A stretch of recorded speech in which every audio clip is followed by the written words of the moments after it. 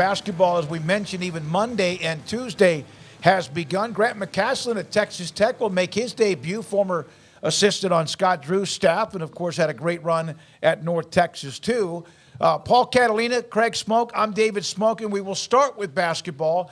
I thought last night's Baylor-Auburn game, no matter the score, who wins, it went down to the wire, was almost an NCAA tournament-type atmosphere and game intensity.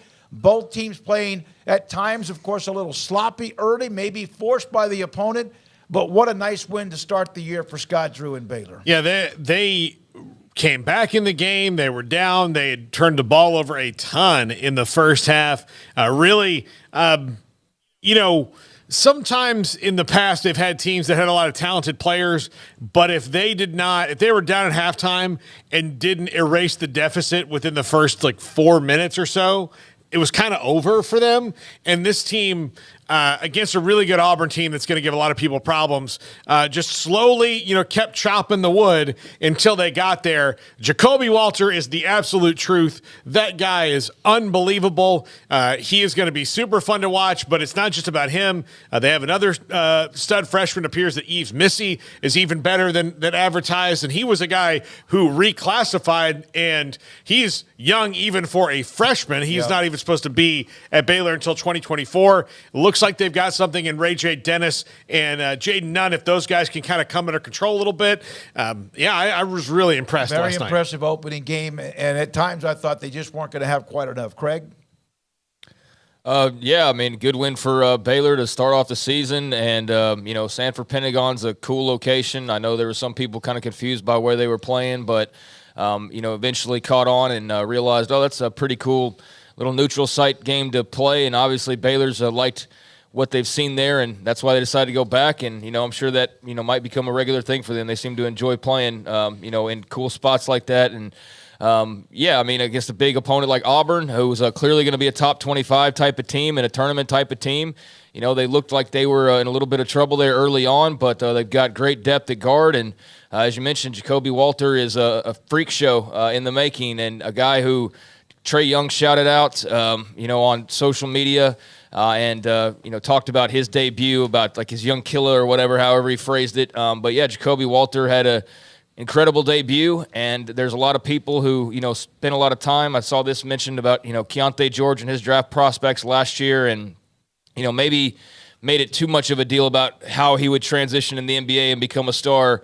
I forget, it might have been our old buddy Deontay or something. I don't remember, but it was I think Jacoby Walter might be the type of NBA prospect that people thought Keontae George was, as far as being a future star in the league. And I can see that. I can see a little bit of that. Now, a long way to go, obviously. But, you couldn't have asked for much better as far as his performance, the depth that they have, and then to be able to, come back and get a big win like that when it looked like they were probably going to start off 0-1. So that was huge and a nice win for Scott Drew and company. Guards and guards and guards and guards. And, yes, Yves Missy will discuss that. Here's Fran Fraschilla. If we could start off the college basketball season with 40 matchups in the first 3 days like Auburn and Baylor, think how good it would be for the sport. It should feel like Christmas morning for hoops fans. Throw in 24-hour marathons again for good measure.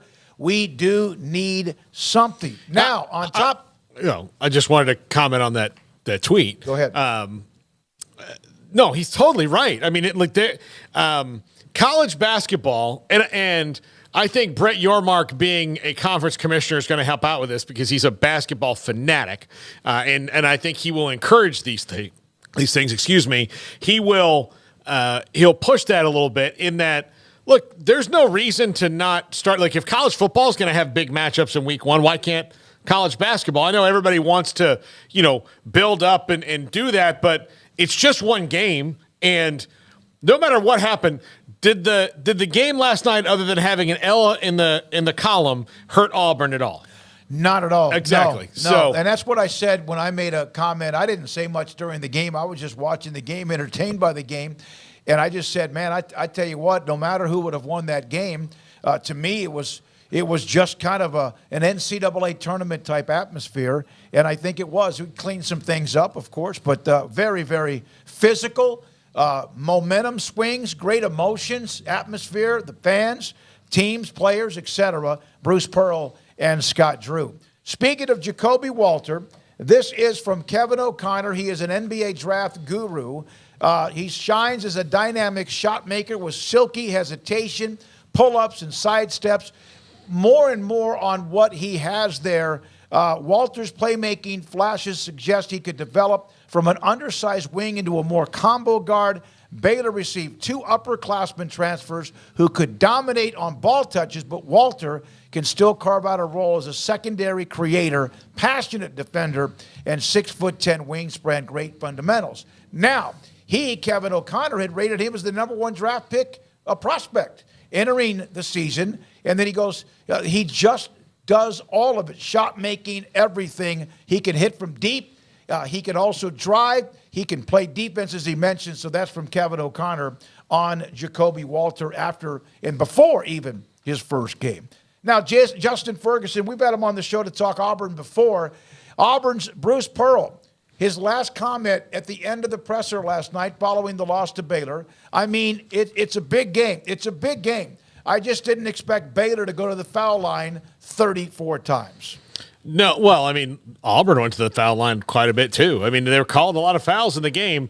Bruce has a way of saying things without saying them. Yep. Like he really does. I mean, he's never going to not be mad about Like Dave. super passive aggressive. Yes. There you go. Yep. He's never going to not be mad about Davion Mitchell transferring to Baylor.